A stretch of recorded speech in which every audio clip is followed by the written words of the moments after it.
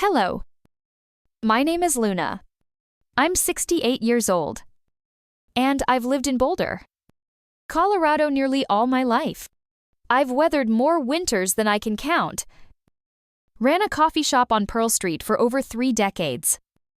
And raised my son, Jason, mostly on my own after my husband passed away, far too young. I never traveled far. Never indulged in much luxury. I was the kind of woman who wore sensible shoes, bought things on sale, and knew how to stretch $1 until it squeaked. But on that particular Thursday morning, something felt different. There I was standing in front of a mirror at one of those fancy boutiques in downtown Denver. I had driven almost 2 hours just to be there, trying on a deep burgundy dress that cost more than I usually spent on clothes in 6 months.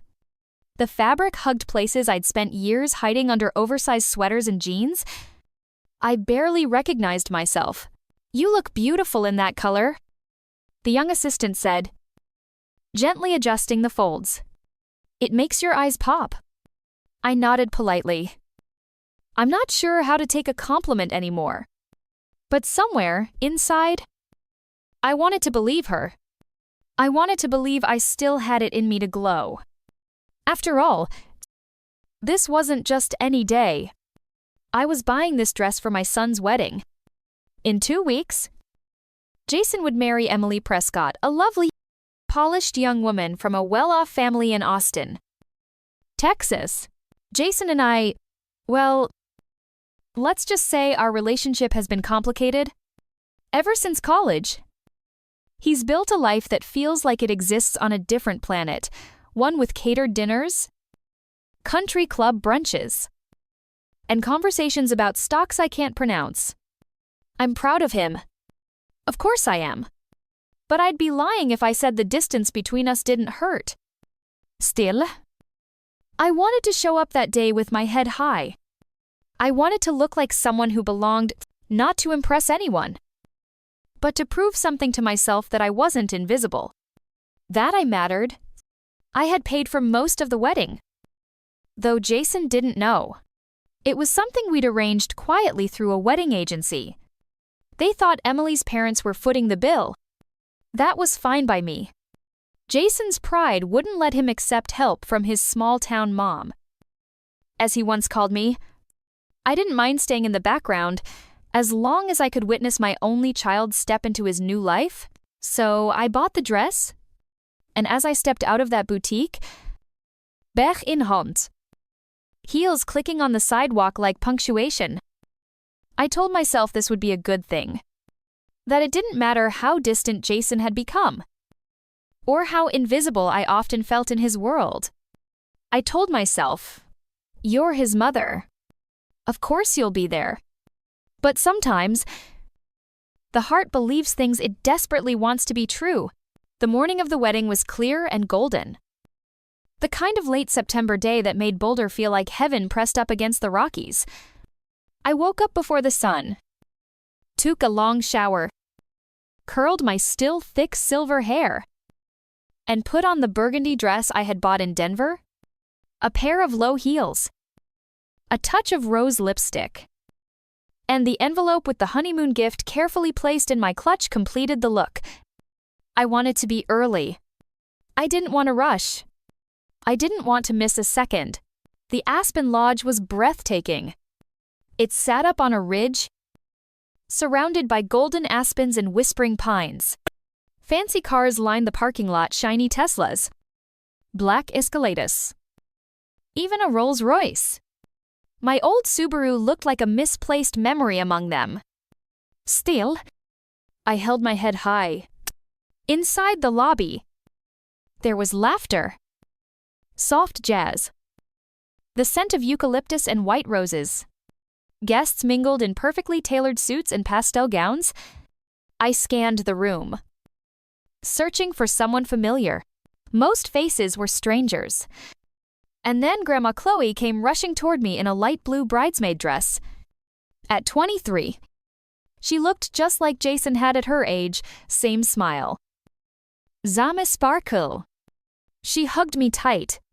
You look amazing. I was so afraid you might not come. Of course I came. I smiled. How could I miss my son's wedding? She was about to introduce me to some of the bridal party when Jason appeared. My son? Dashing in his tux. Sharp haircut. But his jaw was tight. His smile thin.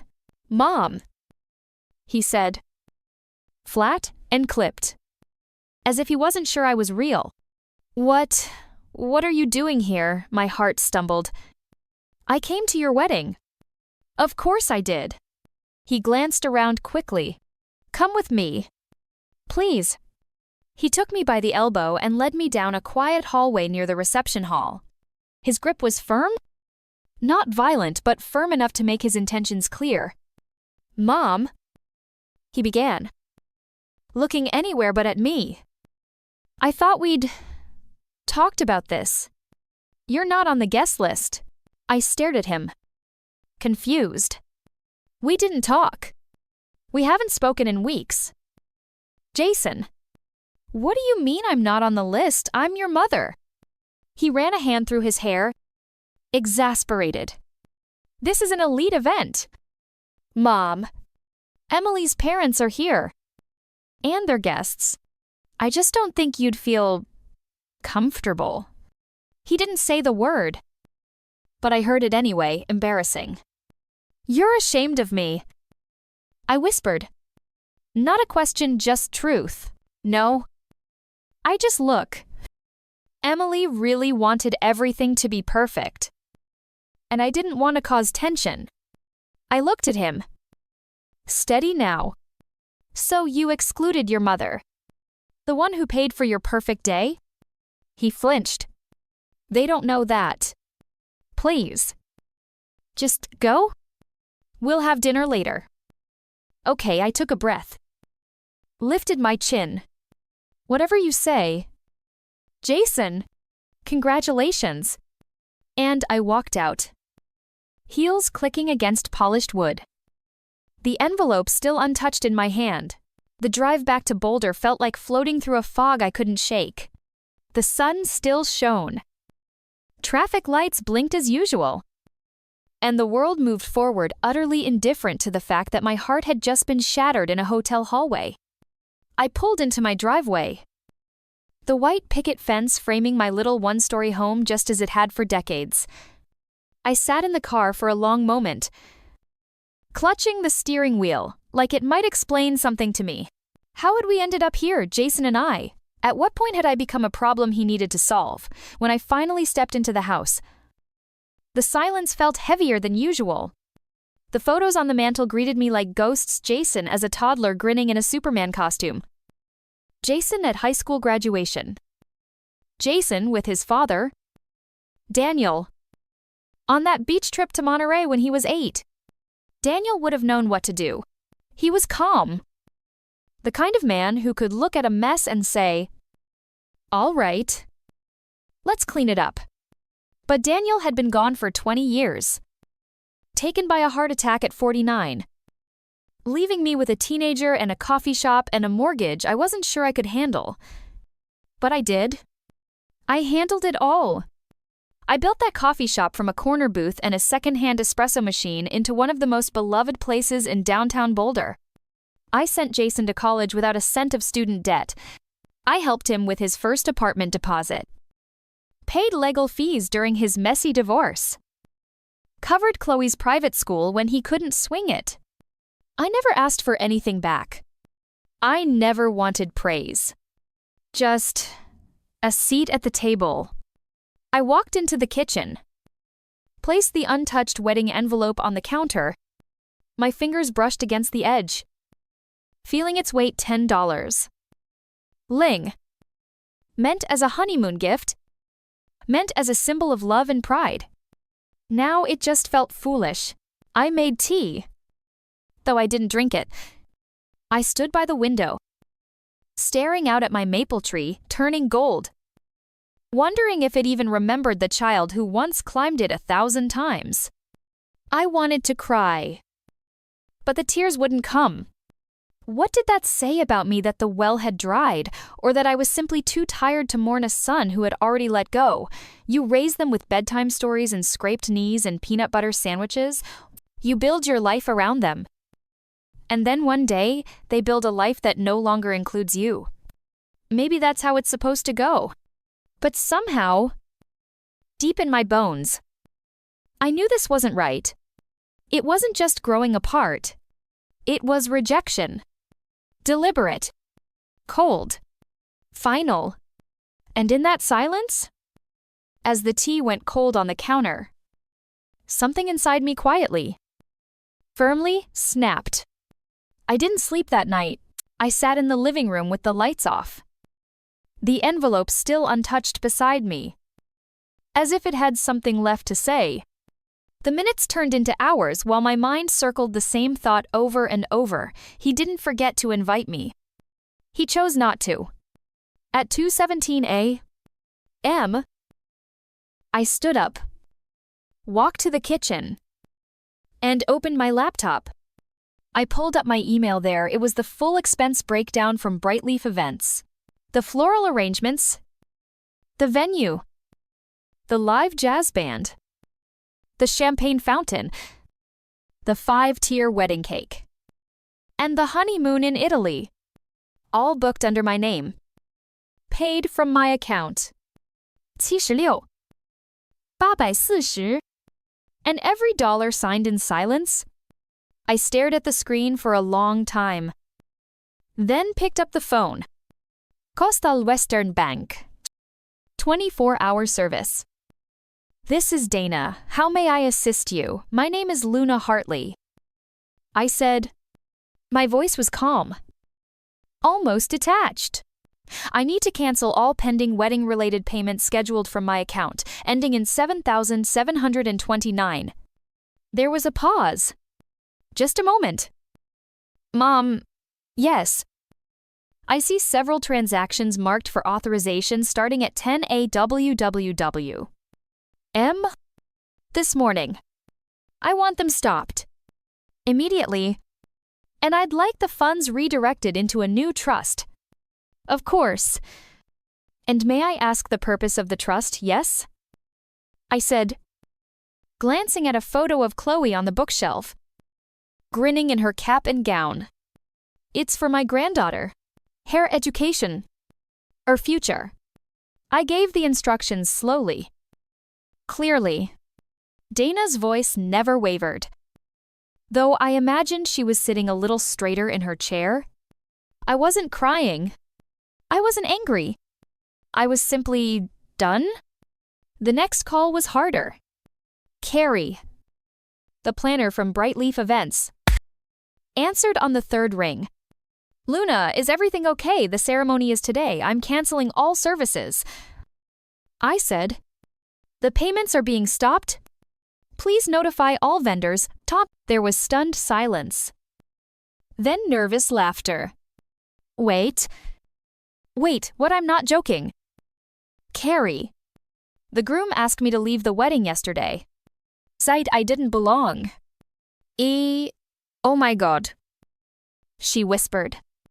Let Jason and Emily know they'll need another sponsor. I said. Then paused. Tell them the truth if they ask. Or lie. I really don't care anymore. I hung up. It was strange how light I felt afterward. For years, I'd let Jason hold the strings to our relationship, but this time, I had cut the wire, not to hurt him.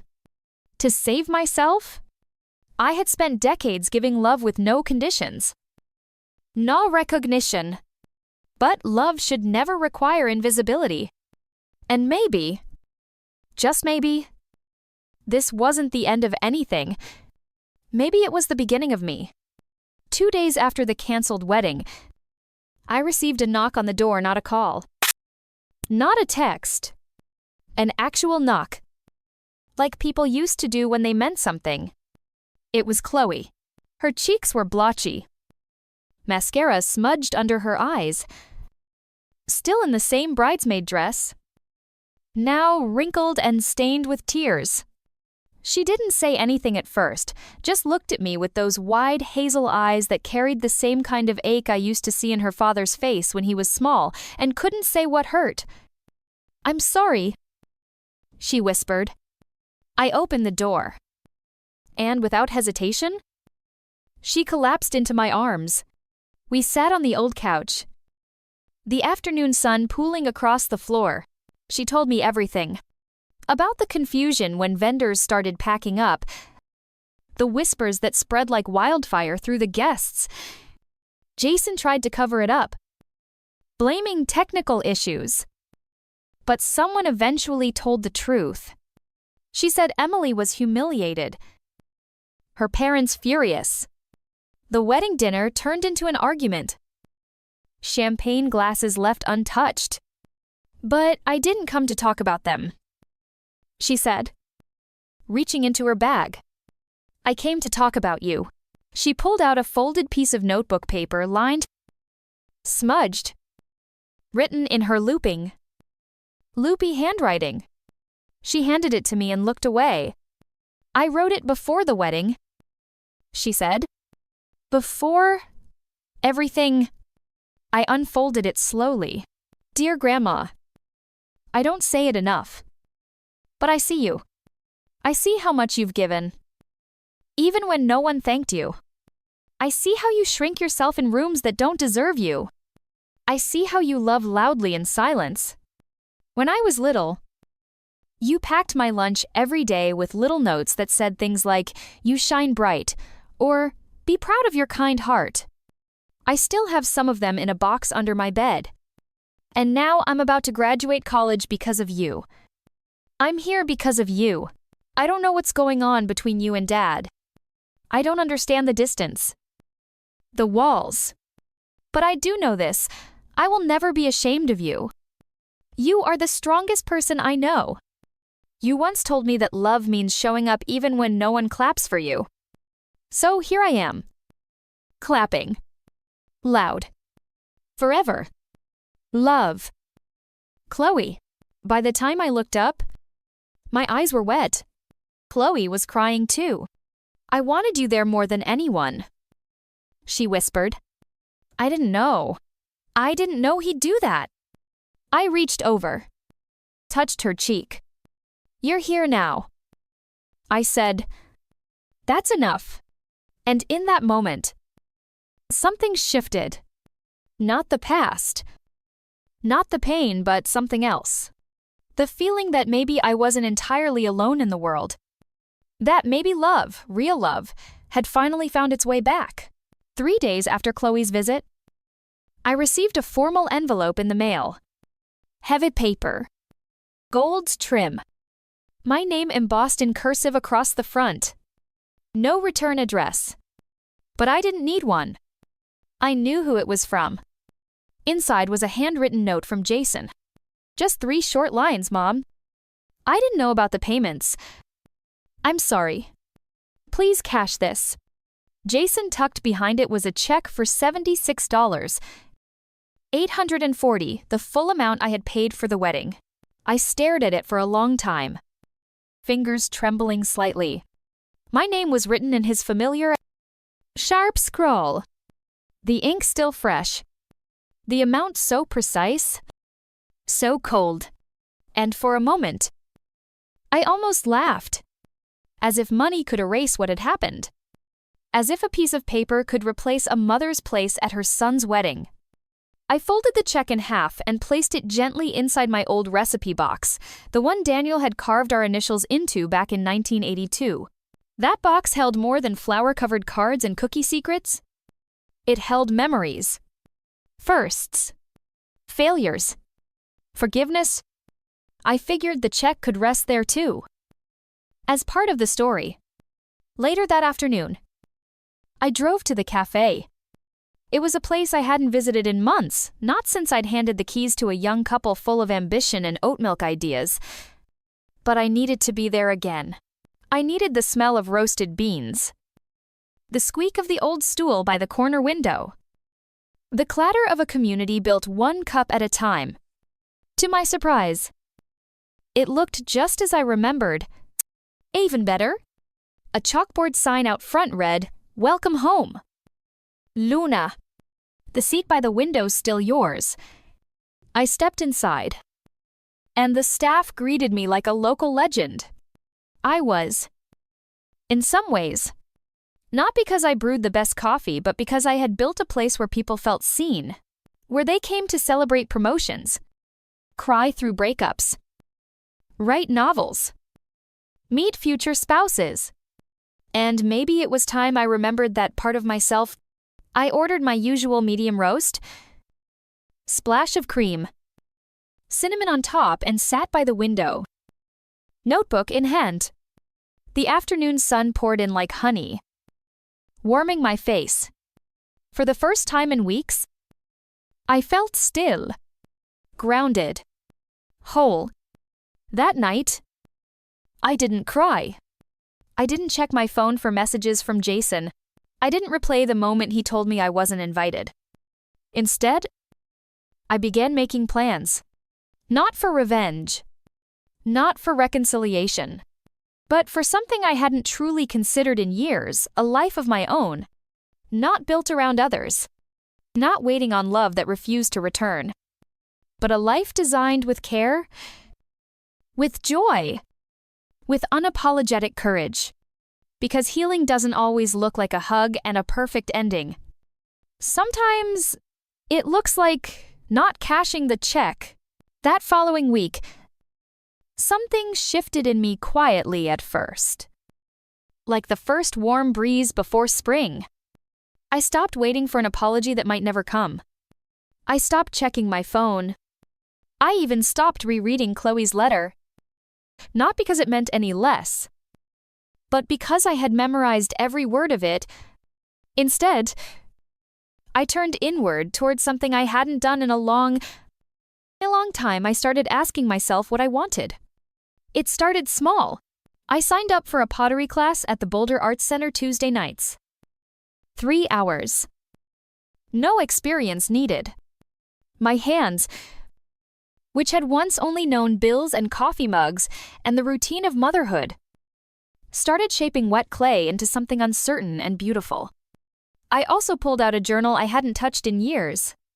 On the first page, I wrote one sentence: "This chapter is mine."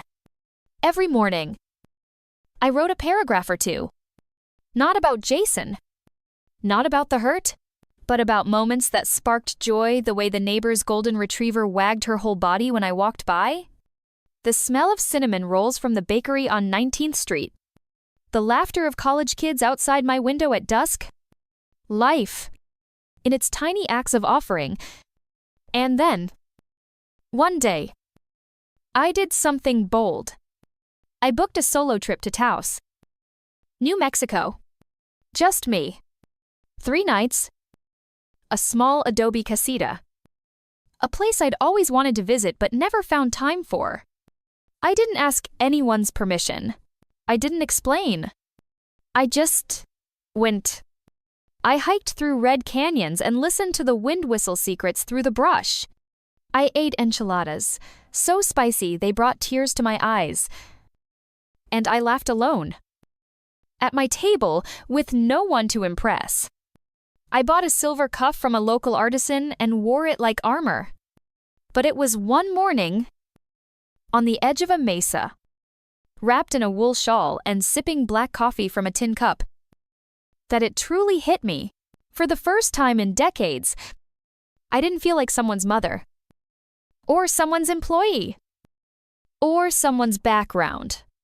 I felt like me, not defined by roles, not reduced to a line on a guest list. Just Luna, still standing, still soft, still strong. When I returned home, I framed a photo I had taken in Taos, just the wide open desert under a pale sky, and hung it over the fireplace. Not because it was art, but because it was proof. Proof that pain doesn't have to be your final address. Proof that even when people forget your worth, you don't have to. And that sometimes, the most radical act of healing is giving something beautiful back to yourself Fall settled over Boulder like an old friend, golden leaves skipping across sidewalks. The air crisp and kind. I'd returned from Taos, feeling lighter. More present. More myself. But the world didn't pause to notice. Bills still came. Grocery lists still needed writing. And family. Well, family stayed complicated. It had been over a month since I'd heard from Jason.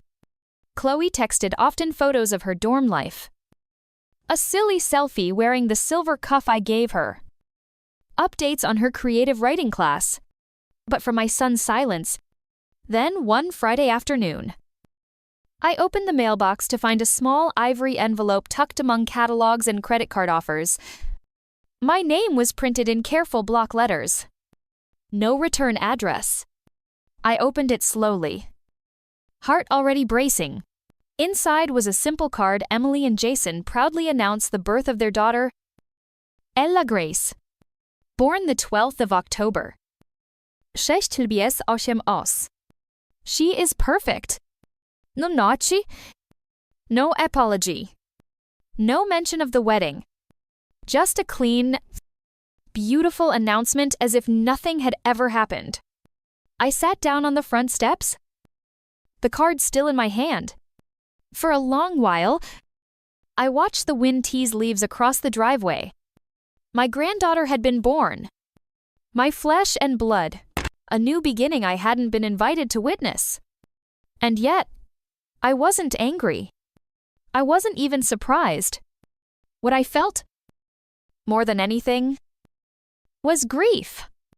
Not the sharp kind that steals your breath, but the dull, aching sort that hums in your bones. Grief for all the moments I would miss. Grief for a family that no longer felt like mine. Grief for how invisible love can become when pride builds the walls. I thought about sending a gift. A blanket. A handwritten letter. Something. Anything. But I stopped myself. Because the truth was, love shouldn't need to beg for space. And then I did something unexpected. I took out a blank piece of stationery and wrote a card not to Jason. Not to Emily. But to Ella Grace. Dear Ella. You don't know me yet. And maybe you never will. But I was there the moment your daddy took his first steps. I was there for every nightmare. Every science fair. Every scraped knee. I was there when he got his driver's license. When he cried after his first heartbreak. When he left for college with trembling hands. I held him when he was fragile. I cheered when he was brave. I believed in him when he didn't believe in himself. And I would have done the same for you. If the day ever comes that you wonder where I was, I hope you know this, I was here. Loving you quietly.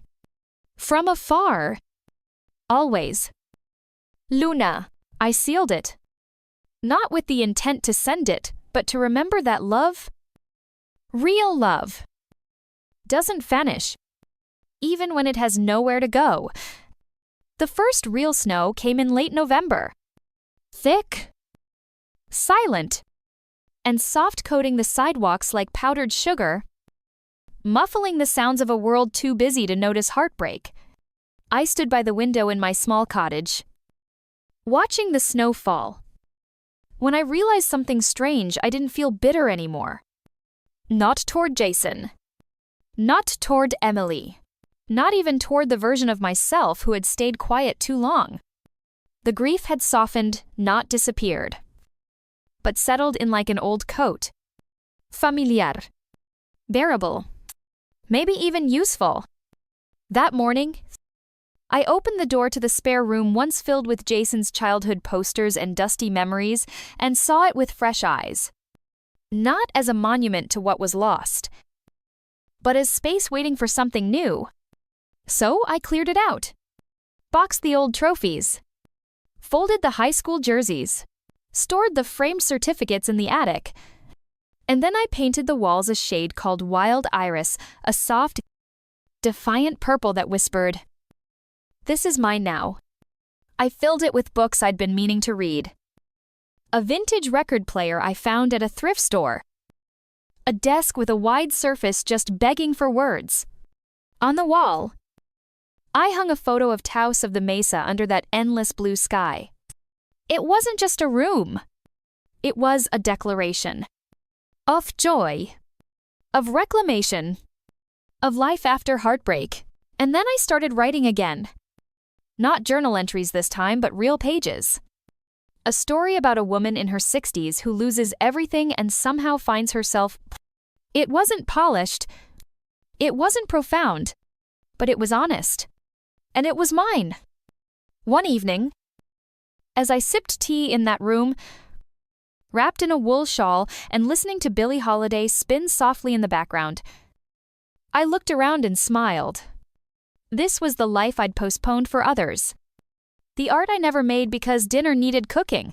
The silence I never sought because someone always needed noise. The dreams I deferred for weddings I wasn't invited to. Grandchildren I hadn't held. And sons who had forgotten the texture of my love. But not anymore. This room was proof. That healing didn't have to be loud. That joy could come in soft hues and slow mornings. That even in a world that had tried to shrink me, I could choose to expand. A few days later, Chloe visited. She stepped into the room, wide-eyed, running her fingers along the spine of my manuscript. "You made this?" she asked. "I did," I said, smiling. She walked to the window, snowflakes dancing outside, and whispered, "You're kind of amazing, Grandma." I laughed, not politely, not quietly, but from the gut, the kind of laugh that only comes when you've reclaimed yourself. Because in that room, in that moment, I wasn't anyone's afterthought. I was the author of my own second act. Christmas came quietly that year. No flurry of invitations. No long drive to someone else's house. No eager hands pulling ribbon from gifts. Just me. A tiny spruce tree from the corner market. And a kitchen that smelled like cinnamon and hope. I set the table for one. Not because I was lonely, but because I had something to celebrate. Myself. The woman who had survived heartbreak and silence. The woman who chose to grow instead of harden. The woman who, for the first time in decades, had stopped waiting to be chosen and chose herself. Dinner was simple roasted vegetables, a slice of pecan pie, and a small glass of red wine. But it tasted rich, earned, sacred. Somehow, afterward, I lit a candle in the window, not as a beacon for someone to return, but as a symbol that this house, this heart, was no longer dimmed by who hadn't come. And then, just as I settled in with a book, there was a knock at the door. I opened it to find Chloe standing there, cheeks pink from the cold, arms cradling a tiny bundle wrapped in white fleece.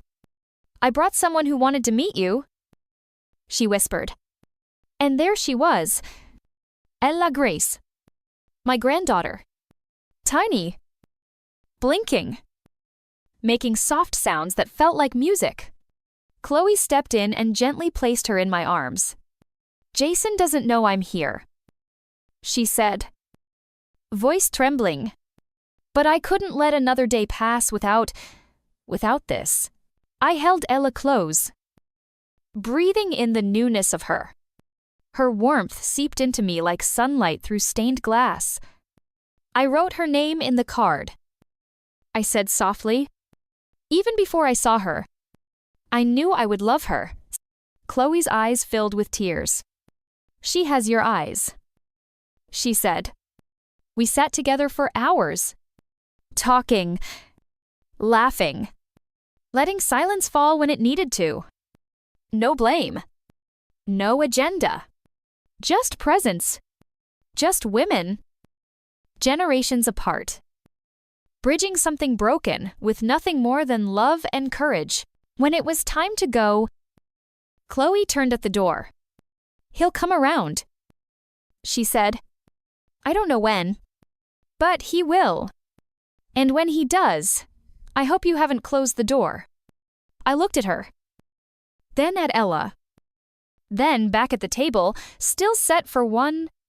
I haven't closed anything. I said, I've just learned not to leave it open to the wind. She nodded, understanding exactly what I meant.